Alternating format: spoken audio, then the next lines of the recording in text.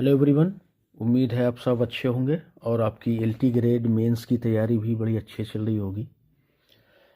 आज हम आपके सामने ड्रामा सेक्शन से विलियम शेक्सपियर के मैकबेथ के कुछ आपके मेंस एग्ज़ाम के लिए क्वेश्चंस लेकर के आए हैं और उम्मीद करते हैं कि ये क्वेश्चंस जो हैं वो आपके एग्ज़ाम में मदद करें और यूज़फुल साबित हो। ये जो हमारा टॉपिक है आज का मैकबेथ, ये वन ऑफ 4 फेमस ट्रेजेडीज़ है जो कि हमारे HOKM कहलाते हैं, यानी हैमलेट, ओथेलो, किंग लियर और मैकबेथ। तो ये इनमें से लास्ट है, आप ऐसा कह सकते हैं। इसमें एक ख़ास बात क्या है कि ये शेक्सपियर की सबसे छोटी ट्रेजेडी है। ठीक है।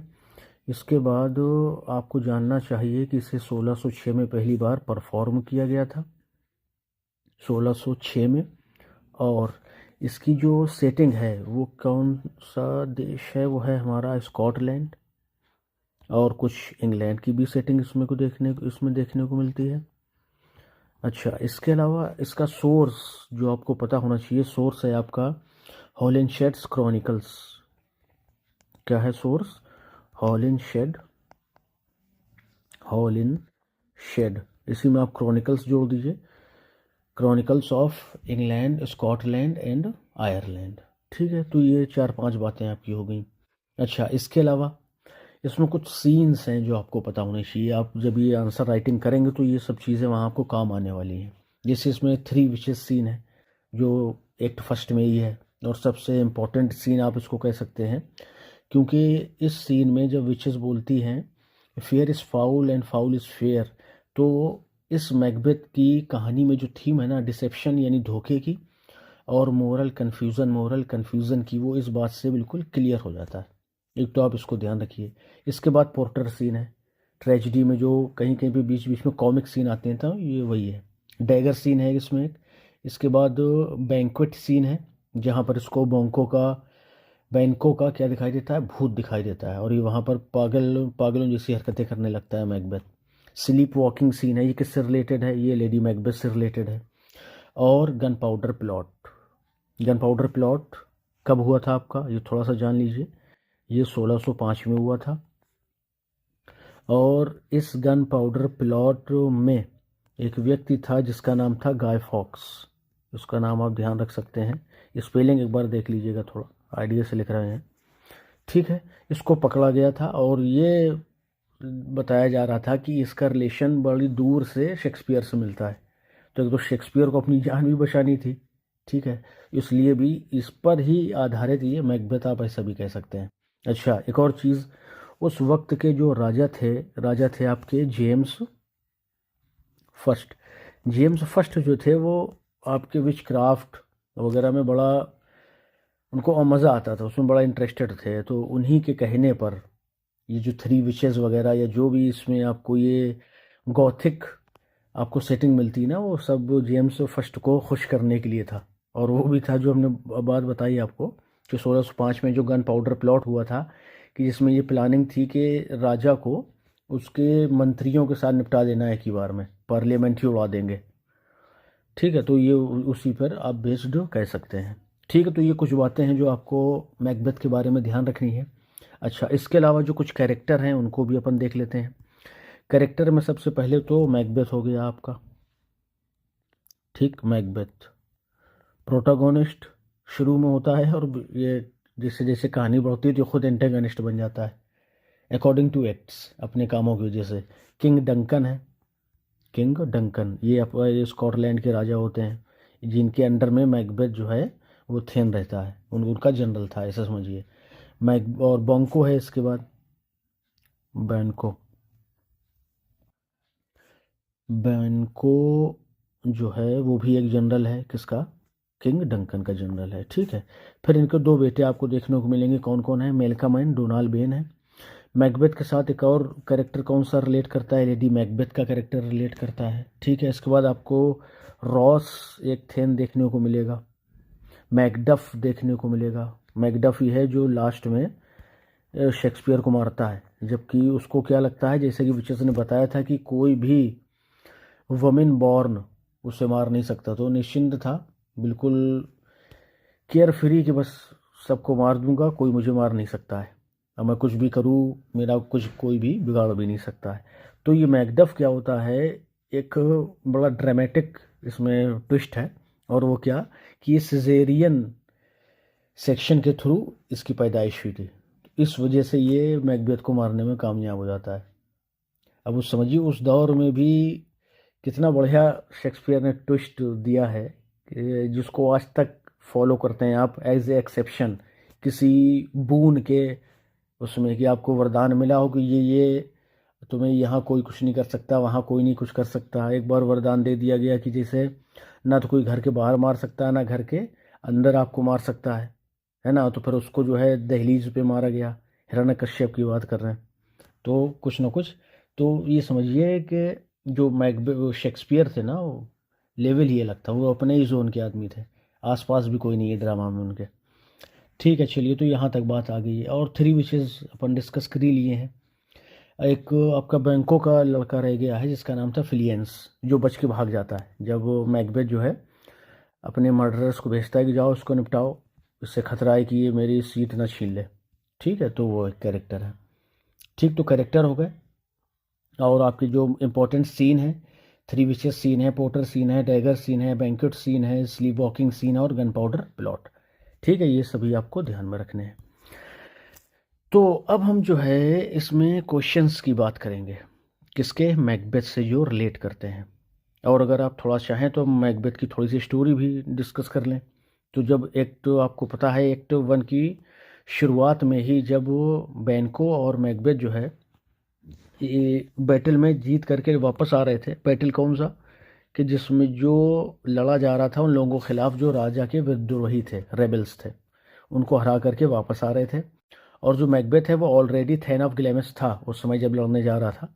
तो जब ये वापस हो रहे हैं तो थ्री विचेस मिलती हैं, और पहले मैकबेथ को थेन ऑफ ग्लैमिस कहती हैं, फिर कहती हैं थेन ऑफ कॉडोर, फिर कहती हैं कि किंग। तो जब किंग कहती है तो उसको बड़ा अच्छा लगता है। वो ये मतलब प्रोफेसी थी उनकी कि तुम्हारे साथ ये होने वाला है, पहले तो थैन ऑफ कॉडोर भी हो जाओगे तुम, और फिर उसके बाद किंग भी बन जाओगे। ठीक है। और बोंको को बताती हैं कि तुम तो खैर राजा नहीं बनोगे, लेकिन जो तुम्हारे आने वाली पीढ़ियाँ उनमें राजा होंगे। ठीक। तो इस एपिसोड या सीन के बाद में बैंको जो है मैकबेथ को समझाता है कि इनके चक्कर मत पड़ना, ये आधी बात बताती हैं आधी नहीं बताती हैं, और होता भी वही है। इसको आधी बात बताई गई। इससे ये भी कहा गया था कि जब तक बीरनाम उड, जो इस पिल्ले में दिखाया गया है, वो जब तक चल के नहीं आ जाएगा डेंसियन, तब तक तुम्हें कोई मार ही नहीं सकता है। मगर क्या होता है भाई, जंगल तो खुद नहीं चलता है। वो सिपाही जो है जब हमला करने आते हैं इसके मेलकॉम के और मैकडफ के, तो वो ब्रांचेस काट के अपने आप को छिपा के चलते चले आ रहा है। ये जो उसमें दिखाया है। तो बैंकों ने सही कहा कि इसमें ज़्यादा दिमाग मत लगाना, उनसे थोड़ा दूर रहना। लेकिन मैकबेथ की जो इनर फीलिंग्स थी पावर को ग्रैब करने की, वो उस प्रोफेसी भविष्यवाणी के बाद में एकदम फुल पावर में जग जाती हैं। अच्छा, बीच में ये थोड़ा सा रुकता है एक जगह पे, जहाँ पे थोड़ा सा हेजिटेट करता है कि नहीं यार, मैं राजा को नहीं मार सकता हूँ। तो वो मेरा दूर का रिश्तेदार भी कह सकते हैं, और मैं उनको बड़े दिनों से जानता भी हूँ, बड़े अच्छे आदमी हैं। तो फिर बीच में आती है लेडी मैकबेथ, जिसे फोर्थ विच भी कहा गया है। वो कहती है कि कैसे मर्द हो तुम, कि तुमसे इतना काम नहीं हो रहा है। तो बस उसको थोड़ा सा गुस्सा आता है, और वो अपना एग्जाम्पल भी देती है कि अगर मुझे कुछ ऐसा मिलने को हो ना, तो मैं जिस बच्चे को अगर दूध पिला रही होंगी ना, मैं उसका सर पत्थरों पटक के उसको मार दूं, अगर मेरे साथ ऐसा कुछ प्रॉमिस हो तो। मतलब वो ये बताना चाह रही है कि माँ से ज़्यादा कोई भी अपने बच्चे से प्यार नहीं करता है। अगर मैं ऐसा कर सकती हूँ तो तुम भी ऐसा कर सकते हो। एक तो ये बात थी, और दूसरा वो था मैन पावर के लिए उसको चैलेंज कर दिया था। तो फिर वो जो है मारने को फिर मजबूर हो जाता है बेचारा, और फिर वो मार भी देता है। मारने के बाद क्या होता है कि इस मर्डर का आरोप जो है लगा देते हैं उनके गार्ड्स के ऊपर, जो वहाँ बाहर लगे हुए थे। और सुबह जब होता है, जब मैकडफ जो है डंकन की लाश को देखता है, उसको बॉडी को देखता है, तो मैकबेथ को बुलाया जाता है। मैकबेथ गुस्से में आकर के निपटा देता है जो भी गार्ड्स थे। अच्छा, उनके खून पहले से लगा दिया था इन्होंने, लेडी मैकबेथ ने, रात में ही।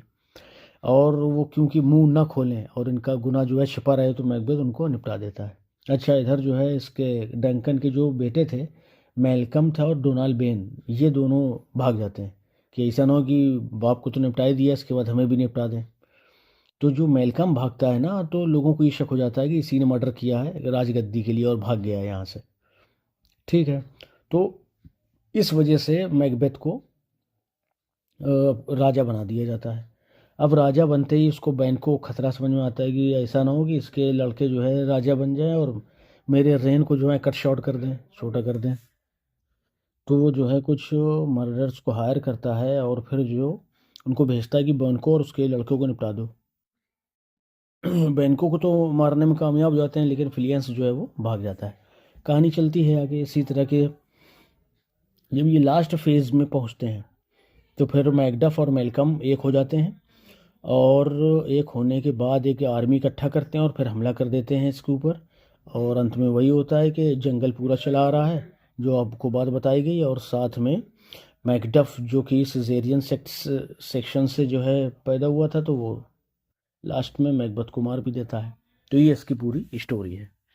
ठीक है, तो अब हम आगे बढ़ेंगे और देखेंगे कि क्वेश्चन क्या कह रहा है। How does Shakespeare explore the theme of ambition in Macbeth. Macbeth में शेक्सपियर ने किस तरह से एम्बिशन की थीम को एक्सप्लोर किया है, और what role does it play, इसका क्या रोल रहा downfall of the protagonist, hero के डाउनफॉल में, ये बताना है अपन को। और जो मैकबेथ का हमार्शिया था, यानी जो उसकी कमी थी, वो भी यही थी। क्या कमी थी? कमी यही थी कि जो इसका ओवर पावरिंग एम्बिशन है उसको कंट्रोल नहीं कर पाता है, इसी वजह से जो है। ठीक है, चलिए आगे देखेंगे। आंसर देखते हैं।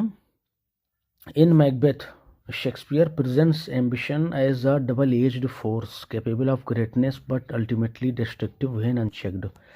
तो देखिए, आईएमसी जो बात करी थी अपन ने पिछले वीडियो में, कि अगर आपको अच्छा आंसर लिखना है तो आप आईएमसी पर फोकस करें।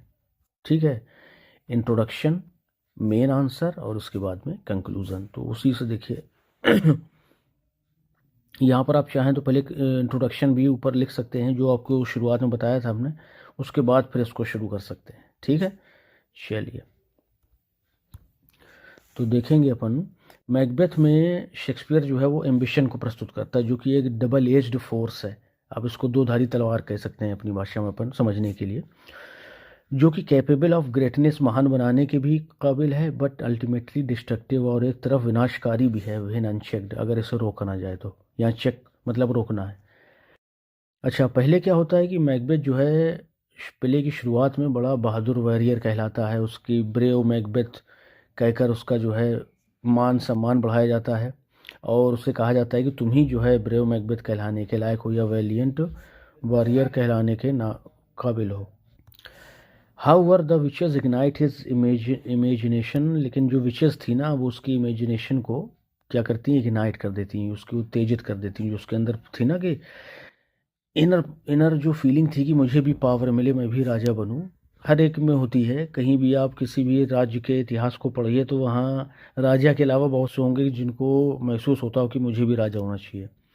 अच्छा, जब विचेस ने इसको क्या कहा कि king, hailing him as a king, उसका राजा कह के स्वागत किया, तो बस ऑल हेल मैकबेथ, ये उन्हीं के शब्द हैं। That shall be king hereafter, तुम अब जा करके इसके बाद राजा बनोगे, बाद में राजा बनोगे। तो this sparks his inner desire for power, इस बात ने उसकी जो डिज़ायर थी ना अंदर दबी हुई, उसको जगा दिया, प्रज्वलित कर दिया। मैकबेथ इनिशियली रेजिस्ट मर्डर, शुरुआत में मैकबेथ जो है डर रहा था, हेजिटेट कर रहा था कि नहीं, मैं नहीं मारूंगा, कि क्योंकि जो डंकन है किंग्समैन एंड हिज सब्जेक्ट, कि वो एंड हिज होस्ट, अच्छा राजा भी है और उसका मेहमान भी है, और ये रेजिसाइड एंड नेचुरल अप्राकृतिक है, इसको नहीं मतलब मारना ही नहीं चाहिए, ये वो कहता था। Yet he admits he has no spur but only vaulting ambition, कि और कुछ है भी तो नहीं वॉल्टिंग एम्बिशन के अलावा। विच ओवर लीव्स इट सेल्फ, जो बस बढ़ता ही जा रहा है, and falls on the other, और दूसरे को हटाता जा रहा है, सिर्फ एम्बिशन बच रहा है बस। Here Shakespeare explicitly identifies ambition as the driving flaw, यहाँ पर जो शेक्सपियर है उन्होंने एक्सप्लिसिटली एंड आइडेंटिफाइज हमारे सामने प्रस्तुत किया है एम्बिशन को एज द ड्राइविंग फ्लॉ, बर्बाद कर देने वाली एक गलती के रूप में, पाप के रूप में, that peoples that propels Macbeth beyond moral boundaries, जो मैकबेथ को मोरल बाउंड्रीज के ऊपर ले जाती हैं। ठीक है। वंस डंकन इज किल्ड, एक बार डंकन जब मर जाता है ना, तो ambition transforms Macbeth from hesitant conspirator into tyrant. यानी जैसे कि बताया ना कि शुरुआत में वो झिझक रहा था मारने से, लेकिन जब वो मार देता है ना, तो जो हेजिटेशन थी उसकी, हेजिटेट कॉन्स्पिरेटर पहले षड्यंत्रकारी था जो हिचक रहा था खुद में, अब वो एक टायरेंट राक्षस बन गया था। हिज फियर, उसका जो डर था, दैट बंकोस डिसेंडेंट्स विल रूल, कि जो विशेष ने कहा कि बंकों की जो पीढ़ियां हैं वो राज करेंगी। Upon my head they placed fruitless crown leads him to arrange further murders, उसने उसको जो है इस बात ने और ज़्यादा मर्डर करने के लिए आगे बढ़ा दिया कि नहीं, अब कोई भी रास्ते में आएगा उसको निपटाना है, राजा मैं ही रहूँगा, मेरे अलावा कोई नहीं बनेगा। His ambition is no longer about gaining power but securing at it all cost. उसका एम्बिशन खाली ये नहीं था कि मुझे पावर चाहिए, अब उसको ये भी लग रहा था कि मुझे इसे सिक्योर करना है एट ऑल कॉस्ट, हर एक कीमत पर। अच्छा, अल्टीमेटली फिर होता क्या है अंततः, Macbeth's downfall stems from the self destructive nature of ambition, जो ये इसका सेल्फ डिस्ट्रक्टिव नेचर था ना, उसके एम्बिशन का, महत्वाकांक्षा का, वही उसकी बर्बादी शुरू कर देता है। The very quality that elevated him from thane to king destroys him, जिस गुण ने, यानी जिस महत्वाकांक्षा ने उसको जो है थेन से राजा बनाया था ना, वही उसको बर्बाद कर रही है। Living him isolated and despairing, उसे अकेला छोड़ दिया है और डिस्पेयरिंग और दुखी भी। I gin to be aweary of the sun, ये वैसी बात को कहने की कोशिश में है मैकबेथ कि मैंने क्या क्या नहीं किया, लेकिन आज मेरे साथ में कोई नहीं है। शेक्सपियर ने यह भी दिखाया दैट कि एम्बिशन, जो महत्वाकांक्षा है ना, व्हेन अनस्ट्रेन्ड बाय मोरलिटी, जब इसे नैतिकता से बिल्कुल छूट मिल जाती है ना, तो ये leads not to fulfilment but to ruin, तो फिर ये हमें किसी कामयाबी की तरफ नहीं बल्कि बर्बादी की तरफ ले जाती है। दस, इस प्रकार से आप कह सकते हैं कि जो एम्बिशन है is the engine of Macbeth's tragedy, वो मैकबेथ की ट्रेजिडी में एक इंजन का काम करता है, यानी जिसके इशारे पर हर चीज़ चल रही है। गाड़ी का इंजन अगर चलेगा तो आपको ले जाएगा, नहीं चलेगा तो आप वहीं रुके रहेंगे। ट्रांसफॉर्मिंग अ नोबल सोल्जर, जो कि एक नोबल या एक महान सिपाही को इनटू अ करप्टेड टायरेंट, वो एक करप्टेड टायरेंट, एक राक्षस बना देते हैं। फेटेड फॉर डिस्ट्रक्शन, जिसके भाग्य में सिर्फ डिस्ट्रक्शन यानी बर्बादी लिखी है। ठीक है, तो ये एम्बिशन के ही बारे में हमसे पूछा गया और पूरा हमने एम्बिशन को मेन सेंटर में रख करके इस आंसर को देख लिया है। अगर आप इन क्वेश्चन आंसर को और डिटेल में और अच्छे से पढ़ना चाहते हैं, तो इस याद करना चाहते हैं, तो कोशिश करिए कि वीडियो को 2 से 3 बार देखिए, और जहाँ पर आपको लगे कि जो नोट करने वाली चीज़ है उसको नोट भी करते चलिए। एक बात आप और शेयर करते चलिए आपके साथ कि ये जो क्वेश्चन आंसर हैं हम डॉक्टर रंजीत सर की लेटेस्ट एडिशन, यानी जो फर्स्ट एडिशन ही है शायद इनका मेंस की तैयारी के लिए, उससे हम लोग सब डिस्कस कर रहे हैं ये। चलिए, तो नेक्स्ट क्वेश्चन देख लेते हैं।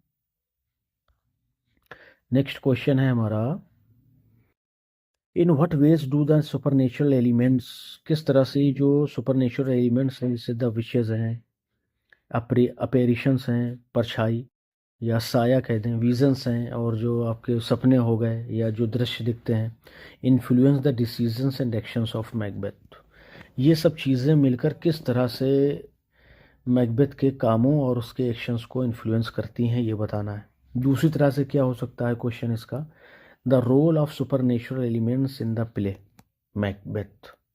ठीक है, इसी बात को हमें समझा देना है इनको। तो सुपरनेचुरल में देखिए आपकी 3 विशेज हैं, ये ध्यान में रखिए। कौन है? 3 विशेज। ठीक, इसके बाद घोस्ट, किसका घोस्ट? बांको का घोस्ट, उसी को अपैरिशन कहते कह दिया उन्होंने। ठीक है ना, इनके आने की वजह से मैकबेथ के कामों पर और उसके जो है विचारों में क्या फ़र्क आया था वो हमें बताना है। ठीक है, और भी बहुत सारे इंसिडेंट हैं जो सुपरनेचुरल की तरह हैं, जैसे वो डैगर सीन है आपका, कि वो मैकबेथ देखता है जब वो उसको डंकन को मारने से पहले कि एक डैगर है और वो उसको इशारा लिए जा रहा है किधर, डंकन के रूम की तरफ, वो भी एक है विज़न है वो एक। तो चलिए देखते हैं इसको। The supernatural plays a central role in Macbeth downfall. करेंगे जो सुपर नेचुरल है ना, ये जो आपकी दैवीय चीज़ें हैं वो मैकबेथ के डाउनफॉल में बहुत बड़ी भूमिका निभाती हैं, सेंट्रल रोल निभाती हैं, acting as both catalyst and deceiver. ये कैटलिस्ट और डिसीवर दोनों का काम भी करते हैं। द विचेस फर्स्ट प्रोफेसी, जो विचेस की पहली प्रोफेसी थी, all hail Macbeth thane of Glamis thane of Cawdor that shalt be king hereafter, ये plants the seed of ambition. बिल्कुल सही बात है। ये पहली जो उन्होंने प्रोफेसी करी थी ना, दूसरी कब करी थी वो भी हम डिस्कस करेंगे। पहली जब करी तो उन्होंने पहले मैकबेथ का स्वागत किया, क्या कह के, थैन ऑफ ग्लैमिस, फिर थैन ऑफ कॉडोर कहा, और फिर कहा कि that shalt be king hereafter, तुम इसके बाद राजा बनोगे। इस बात ने एम्बिशन जगा दिया था मैकबेथ के अंदर। ऑल्दो बैंको वॉर्न्स, ये जबकि बैंको ने उसको वॉर्न किया था, द इंस्ट्रूमेंट्स ऑफ डार्कनेस की, जो अंधकार के जितने भी तुम्हें सूरतें देखने को मिलेंगी ना, अलग अलग विचेस के रूप में या अपैरिशंस के रूप में, टेल अस ट्रूथ्स, ये हमें कहानी तो बताओ, सच तो बताती हैं, टू बेट्रेज इन डीपेस्ट कॉन्स, और ये हमें धोखा भी देती हैं, जो कि जो अपने साथ कॉन्सिक्वेंसेस जो परिणाम होंगे ना उसमें धोखा भी देंगी। यानी बात सच बताएंगी लेकिन आधा सच आधा झूठ, मतलब झूठ नहीं, आधा नहीं बताया जाएगा। जैसे कहा गया कि जो जैसे नॉर्मल जो पैदाइश होती है किसी बच्चे की, अगर उस तरह से कोई भी पैदा होने वाला दुनिया में तुम्हें मार ही नहीं सकता, तो निश्चित हो गया कि मैं अमर हूँ। दूसरा क्या था कि बिरनाम उड़ जब तक नहीं आ जाएगा तब तक तुम्हें कोई नहीं मार सकता, तो भी नामुमकिन बात थी। उसके पीछे क्या होना था वो नहीं बताया था उन्होंने, तो यही बात इसने कही है। Macbeth becomes fixated on their words, लेकिन मैकबेथ ने सुन करके बस अपना ध्यान उसी में पूरा फिक्स कर लिया कि नहीं भाई ये तो होना ही है। अच्छा आगे देखिए क्या है। The super natural also shapes his imagination, और जो उसकी कल्पनाएं थी उसको भी सुपर नेचुरल शेप देते हैं। The vision of the dagger, dagger का जो विजन था, सीन था या सपना था, बिफोर डंकन मर्डर, डंकन के मर्डर से पहले, is this dagger which I see before me, क्या ये वही डैगर है, वही चाकू जो मैंने अपने सामने देखा था। The handle toward my hand, जिसका हैंडल मेरी तरफ था कि चलो बस डंकन को जाके मार दो। सिम्बोलाइजेज, ये सिम्बोलाइज करता है कि how the witches influence has already blurred the boundary, कि कैसे उनके प्रभाव ने, जो विचेस का प्रभाव था, उन्होंने सभी बाउंड्रीज को ब्लर कर दिया, हटा दिया, ख़त्म कर दिया बिटवीन रियलिटी। अच्छा रुकिएगा, रियलिटी एंड हेलुसिनेशन, जो वास्तविकता और हेलुसिनेशन, अवास्तविकता के बीच की दीवार थी ना, उसको ब्लर कर दिया था। मतलब मैकबेथ नहीं देख पा रहा था कि सच क्या है और झूठ क्या है, या सपना क्या है, हकीकत क्या है। His resolve is pushed by these spectral signs, उसके जो रिजॉल्व था, उसका जो फैसला था, इन्हीं साइंस के जरिए आगे बढ़ रहा था। कन्विंसिंग हिम, और उसे यकीन होता जा रहा था दैट की fate itself points towards regicide, की जो उसका भाग्य है ना वो खुद जो है उस रेजिसाइड वन वर्ड में आता है, उसको आप ध्यान रख सकते हैं, रेजिसाइड। रेजिसाइड मतलब, साइड मतलब हत्या होती है, ठीक है, जहाँ कहीं भी साइड आपको लगे तो मतलब उसका क्या होगा, हत्या होगा। और जो रेजी है उसका मतलब होता है किंग, तो किंग की हत्या, राजा की हत्या को रेजिसाइड कहते हैं। तो जब ये उसने सीन देखा तो उसको लगा कि यार ये तो खुद मेरा भाग जो है मुझे उधर ले जा रहा है, तो मुझे डरना नहीं चाहिए ना तो हिचकना चाहिए। तो ये किस वजह से था कि जो विचेस थी ना, उन्होंने रियलिटी और हेलुसिनेशन जैसा बताया, उसके बीच में जो फ़र्क होता है ना उसको धूमिल कर दिया था, ब्लर कर दिया था, जो मैकबेथ को कुछ दिखाई नहीं दे रहा था। अच्छा आगे देखते हैं अगले पैराग्राफ में। Later the apparitions further manipulate Macbeth, इसके बाद अपैरिशंस, कुछ परछाइयाँ, कुछ साए उसको मैनिपुलेट करते हैं। The bloody child assures him that none of, देखिए वही बात आ गई, जो ब्लडी चाइल्ड था ना, जब वो दोबारा जो है जाता है किनके पास, विचेस के पास में, डंकन को मारने के बाद, बैंको को मारने के बाद, और जब उसे लगता है कि मेलकम और मैकडफ उस पर हमला करेंगे तो क्या होगा, तो इसके बाद वो जाता है कि अब क्या होगा भविष्य में। तो वहाँ जो ब्लडी चाइल्ड था ना वो उसको अश्योर्स, यकीन दिलाता है कि नन ऑफ वुमेन बॉर्न, कोई भी जो जिसने वुमेन से जन्म लिया है, शैल हार्म मैकबेथ, वो उसे चोट नहीं पहुंचा पाएगा, नहीं मार पाएगा। And the crown child with a tree और एक दूसरा बच्चा जो कि जिसके सर पे ताज था, था ट्री और पेड़ भी लिए हुए था, टेल सेम उसे बताता है कि he is safe until Birnam Wood comes to Dunsinane. देखिए वही बात आ गई, जब तक बिरनामुड डेंसिनेन नहीं आ जाएंगे तब तक सेफ है। दीज रिडल्स, इन गुत्थियों ने क्या किया, feed his false sense of invincibility, उसके अजेय रहने के फॉल्स सेंस को और ज़्यादा मजबूत कर दिया। ठीक है। इनकरेजिंग रेकलेस टायरेनी, जिसकी वजह से वो रेकलेस टायरेनी यानी राक्षसीपन पर उतर आया पूरी तरह से। Macbeth himself realises too, Macbeth को भी ये बात रियलाइज हुई लेट बाद में दैट की the witches palter with us in a double sense, के उसके साथ डाइनो ने या विचेज ने धोखा किया है। That keep the word of promise to our ear and break it to our hope. Act 5 scene 8। तो उसको बाद में ये महसूस हुआ जब तो बिरनामुड चलता हुआ उसको दिखाई दिया, और मैकडफ ने जब कहा कि वो सिसेरियन सेक्शन से आया है, जन्मा है, अनटाइमली उसको रिब कर दिया, रिब करके उसकी माँ के पेट से निकाल लिया गया था। तो ये भी बात को ये देखो, उन्होंने विशेष ने धोखा दिया या ऐसा ऐसा कह के, जबकि सच ये था, ये हुआ है मेरे साथ। चलिए तो अब आ जाइए कंक्लूजन में। The supernatural functions less as destiny and more as temptation. जो सुपर नेचुरल चीज़ें थी ना, उन्होंने भाग्य के तौर पर तो कम, टेम्पटेशन के तौर पर, लालच के तौर पर या आकर्षण के तौर पर ज़्यादा काम किया है। The witches never force Macbeth, क्योंकि विचेस ने कभी भी मैकबेथ को फोर्स नहीं किया कि मैकबेथ का हाथ पकड़ा हो कि चलो जाओ मारो जाके, but exploit his ambition and fears, लेकिन उन्होंने महत्वाकांक्षा और उसके डर का फ़ायदा उठाया विचेस ने। अच्छा, शेक्सपियर सजेस्ट सो, शेक्सपियर ये बात और सजेस्ट करते हैं क्या कि the real danger lies not in supernatural forces, की असली जो खतरा है वो सुपरनेचुरल फोर्सेस में नहीं है, but in human sense susceptibility, लेकिन जो ह्यूमन की आशंकाएं हैं ना उसमें है ये। जो आदमी शक में रहता है कि मेरे साथ ये हो जाएगा, मेरे साथ वो हो जाएगा, तो वो किसी भी विच की बात में आ जाता है कि तुम अगर ये बलि दे दो या ये कर दो वो कर दो तो तुम्हारा सब सही सही हो जाएगा। और to manipulation and self deception के, उसकी जो ससेप्टिबिलिटी है ना वही उसके मैनिपुलेशन में काम करती है, और उसके सेल्फ डिसेप्शन, खुद को धोखा देने में भी वही काम करती है। ठीक है, उम्मीद है ये क्वेश्चन भी आपको काफ़ी हद तक समझ में आ गया होगा, कि जिसमें हमें बताना था कि सुपर नेचुरल एलिमेंट्स की क्या भूमिका रही मैकबेथ के डाउनफॉल में। ठीक है, तो हमने बता दिया कि विचेस ने ऐसा ऐसा कहा, फिर उसको जो है डैगर सीन में उसने ये देखा, बोंको को घोस्ट को देखा। ये सारी चीज़ें हमें ये बताती हैं कि जो सुपर नेचुरल फोर्स है ना उसका काफ़ी या सेंट्रल रोल है मैकबेथ की बर्बादी में, उसके डाउनफॉल में। ठीक है, चलिए आज यहीं तक रखते हैं, फिर कल अपन आगे डिस्कस करेंगे। अच्छा, एक और चीज़ आप अगर थोड़ा सा चाहें तो हमारा व्हाट्सएप ग्रुप है, व्हाट्सएप ग्रुप आप चाहें तो उसको ज्वाइन कर लें, और हम कोशिश करेंगे कि जो भी रिलेटेड पीडीएफ वगैरह हैं या जो भी आपके एग्ज़ाम से रिलेटेड इन्फॉर्मेशन है वो आपको इस ग्रुप में देते रहें। इसका लिंक आपको डिस्क्रिप्शन में दे दिया जाएगा। ठीक है, चलिए अपना ध्यान रखिए और अच्छे से पढ़ते रहिए। मिलते हैं next time, till then bye bye, thank you.